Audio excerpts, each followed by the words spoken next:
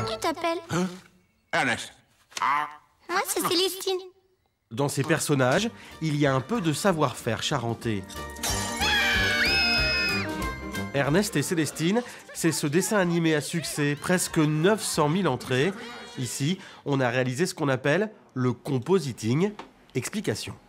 C'est là où on vient assembler le décor, les personnages, tous étant sur des calques séparés, et on vient les mettre les uns sur les autres, et on vient également intégrer les personnages au décor.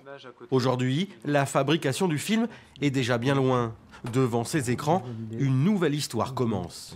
C'est une série que l'on doit livrer pour le premier trimestre 2015 et qui raconte l'histoire de deux enfants qui vont vivre l'occupation allemande pendant la Seconde Guerre mondiale.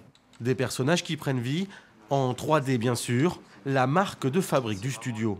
C'est très important pour nous d'arriver à reproduire en 3D quelque chose qui semble être aussi libre que le trait d'un dessinateur en 2D. Où notre inspiration est vraiment issue de la BD, il faut réussir à retrouver un graphisme qui est très libre, qui n'est pas du tout réaliste. Cette série est entièrement fabriquée ici, pas un problème pour le directeur.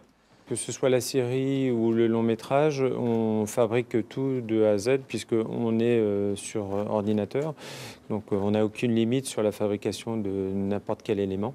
En attendant de voir cette création, rendez-vous le 2 mars pour connaître le vainqueur des Oscars à Los Angeles.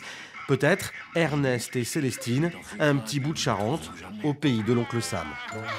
Un ours et une souris, ça va pas. Les ours en haut et les souris en bas.